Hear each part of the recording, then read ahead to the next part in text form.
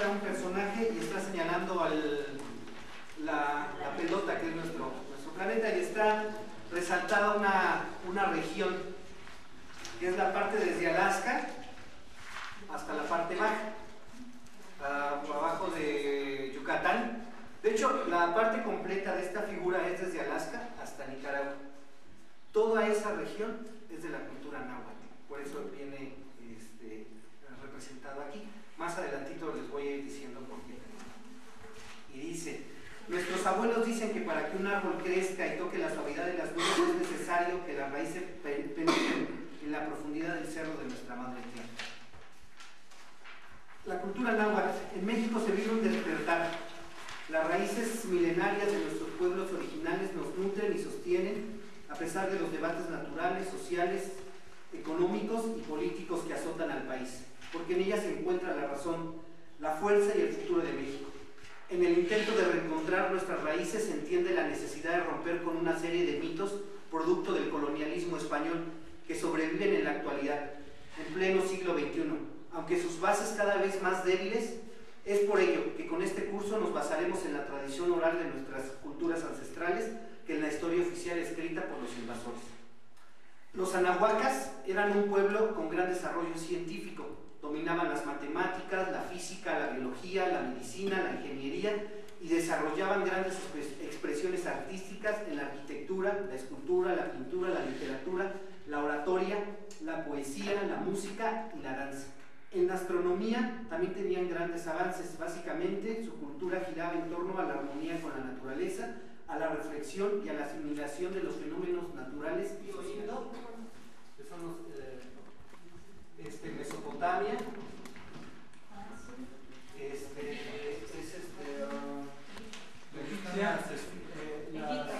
Egipto. Y aquí en América. Vamos a ponerle Mesoamérica. Los chinos más o menos datan de unos 5.000 años. Aquí son más o menos 3.500 años. Aquí es un poquito, más o menos igual, si no mal recuerdo, más o menos es lo mismo. Pero aquí con los olmecas, que es lo que la historia oficial nos dice, más o menos habla de unos 1.500 años. De las culturas más antiguas son los chinos, Mesopotamia y Egipto. Y a nosotros los mesoamericanos nos ponen menos de historia. Esto ya es plan con maña, porque nos quieren hacer como que América se pobló por el estrecho de Bering y ellos nos vinieron a poblar acá, pero que nuestra cultura viene del otro lado del planeta.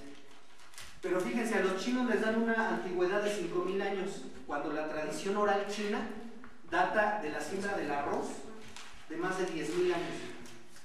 La tradición oral china. Entonces a los chinos también le están quitando 5.000 años de historia. Ustedes saben cómo se forma una cultura. ¿Cómo se forma una cultura? Cuando se empiezan a establecer en lugares, y una de las principales características es que empiezan a cultivar, dejan de ser nómadas para ser sedentarios. Entonces los cultivos, de hecho viene ahí la palabra cultura viene de cultivar. Entonces cuando empiezan a cultivar los granos, empiezan a hacer una cultura. Entonces cuando los chinos empiezan a sembrar su arroz, data de más de 10.000 años, según la tradición oral china. Y según la versión oficial, pues les da 5.000 años. A nosotros nos dan 1.500 años con la cultura olmeca, aproximadamente. Pero nosotros empezamos a sembrar maíz desde mucho tiempo atrás. A nosotros el maíz es lo que nos da identidad como mexicanos. Al empezarlo a sembrar, nos empezamos a hacer una cultura. ¿Sí? ¿Ibas a...? ¿No? Según la tradición oral nuestra historia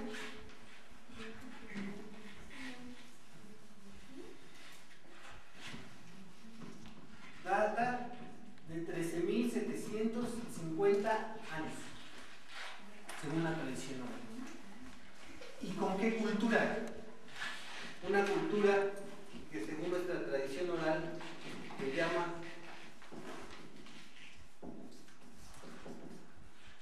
Tolantecayo.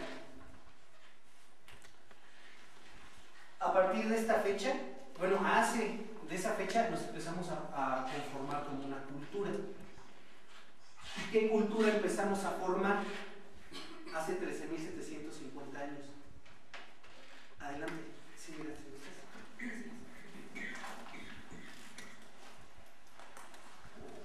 La palabra náhuatl, ahorita la mayoría de nosotros la ubica como, lo interpreta como un idioma. Hablo de náhuatl y todos piensan en el idioma, pero el náhuatl es una cultura que se empieza a gestar desde aquí, desde el Antolantecayo.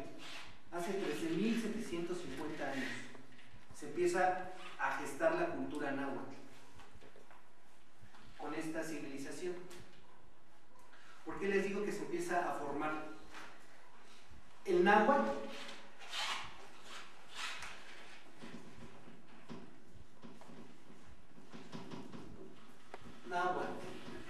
¿alguien sabe la traducción de esta palabra? Ya veo que ahí tenemos personas que saben, conocen un poquito. ¿Quién me puede dar la definición de náhuatl? Yo tengo una... Sí, lengua armoniosa, es una de las traducciones. Sí. O sea, literalmente es el lugar del pegado de agua, ¿no? Náhuatl. Miren, la parte oficial o la parte académica dice que la palabra náhuatl viene del verbo nahuati. ¿Y qué significa nahuati? Es sonar claro, lo que suena bonito, lo que suena armonioso. Hay otras personas que dicen que náhuatl viene de las enaguas que tienen las mujeres todavía en los pueblos, que ese movimiento armonioso que hace también viene de ahí. Lo que es cierto es que el náhuatl es un idioma, es una cultura basada en la naturaleza.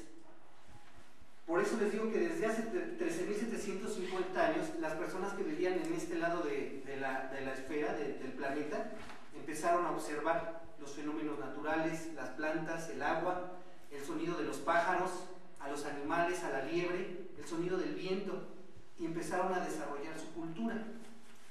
Ustedes saben que también, aparte de la agricultura, para desarrollar un idioma es indispensable cómo comunicarse, y desarrollaron esa forma, ese lenguaje, que no es un idioma nada más, es toda una forma de vida.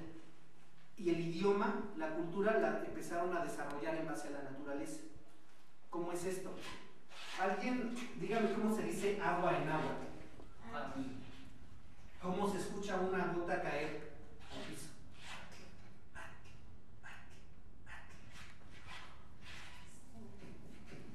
Es agua. Escucharon el sonido y dijeron, pues a este sonido es el agua. Si ustedes pisan la tierra descalzos, se va a escuchar otro plal. Y es plal y es tierra. Si ustedes pisan sobre arena, el sonido va a cambiar. Se escucha como más bofo. Shali es arena. ¿Cómo se dice viento? Estamos aquí en el parque, que es el parque de Hécate. Que es ¿cómo se escucha el viento?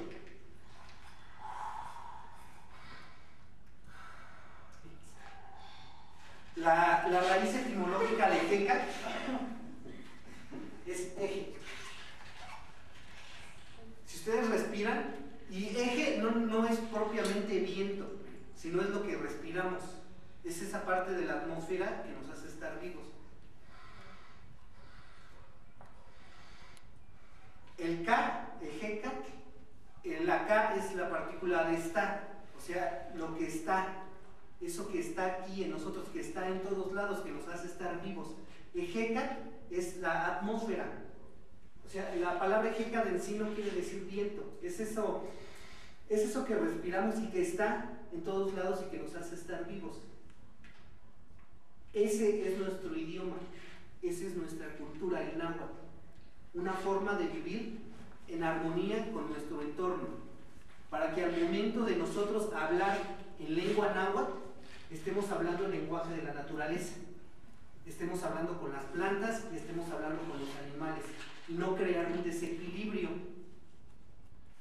Si ustedes, por ejemplo, han escuchado algún alemán o algún austriaco hablar acá, se escucha muy El alemán es rudo. Sí. pero para ellos está bien por la situación geográfica en la que se encuentran. Para nosotros aquí no. El náhuatl está diseñado para que se hable en esta parte, no para que se hable en otro lugar, porque es nuestra cultura, es nuestro entorno. Aquí desarrollamos esa cultura, ese idioma.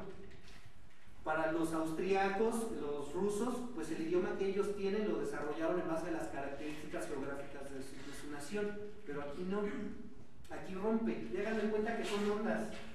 La naturaleza tiene un equilibrio que sube y baja. Cuando nosotros hablamos en una lengua que no es la nuestra, este equilibrio se rompe. Pero si nosotros hablamos en lengua náhuatl, como son sonidos tomados de la naturaleza, nuestro habla va a entrar en la misma armonía, en la misma frecuencia, en la misma vibración. Y es por eso que cuando llegan los europeos nos toman como locos al hablarle a las plantas y a los animales. Dicen, ¿cómo le hablas a una planta? ¿Cómo le hablas a un árbol? ¿Cómo le pides permiso para cortarla? Porque son seres vivos. O sea, también la concepción filosófica de la vida y la muerte es muy diferente a la que trae el europeo. Si nosotros desarrollamos una cultura y un idioma para estar en armonía con las plantas, sería ilógico que no habláramos con todo nuestro entorno porque somos parte de. Entonces el náhuatl no nada más es un idioma.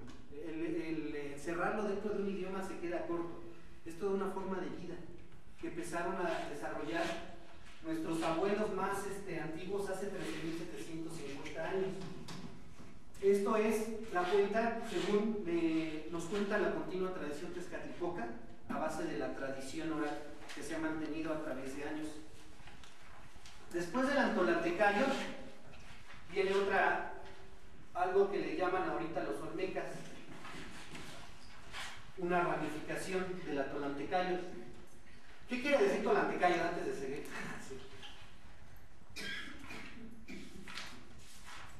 Tolaltecayo es como la esencia de nuestro movimiento para los demás, o la esencia de nuestro movimiento para hacernos personas, para hacernos gentes. Después viene ya lo que le llaman los olmecas.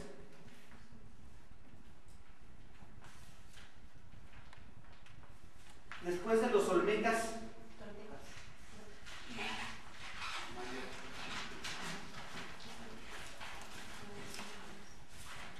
bueno, sí, aquí hay dos divisiones que se hacen de esta cultura. Unas precisamente son los mayas y los otros, los toltecas, pero antes hubo varias culturas que se desarrollan aquí. La que nos va a interesar ahorita es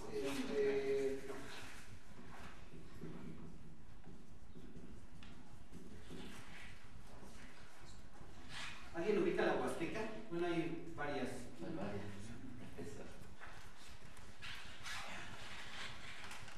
Hua en náhuatl es generar, por ejemplo, Teotihuacán. La palabra Hua no es donde se generan los dioses, es donde se generan las esencias. Hua es generar. Entonces, si aquí tenemos la palabra Hua, Huasteca, donde se generan los aztecas, se generan en la Huasteca, y ahí salen.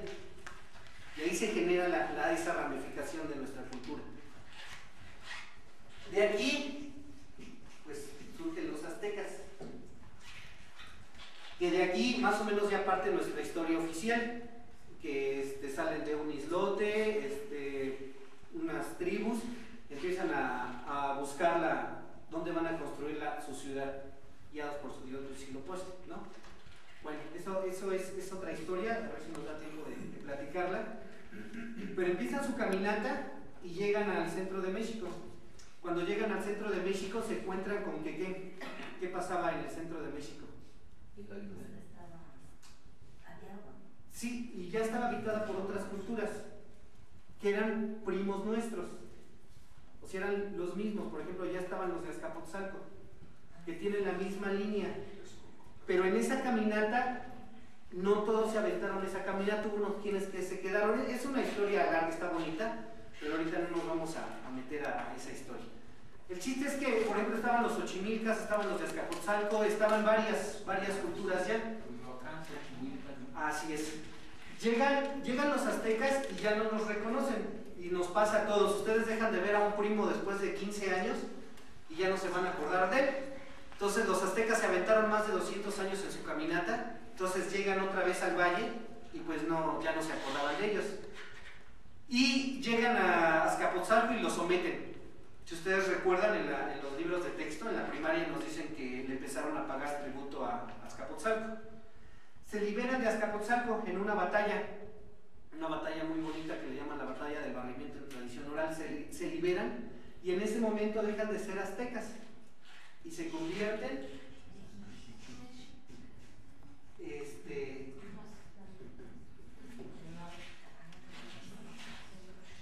tenochcas cuando llegan. Cuando se liberan de los de Azcapotzalco y empiezan a formar una cultura propia, en ese momento ya empiezan a ser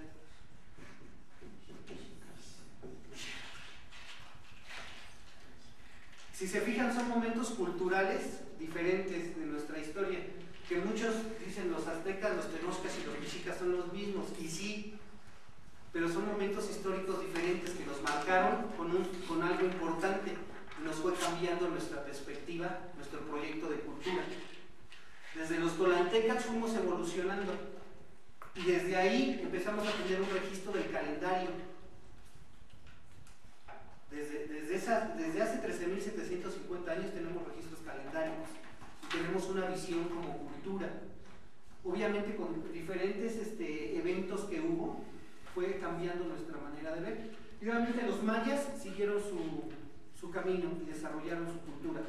Cuando llegamos a esta parte, a la parte mexica, empezamos a hacer una serie de alianzas, de tratados, hasta llegar a ser una confederación de pueblos. Esa confederación de pueblos le llamamos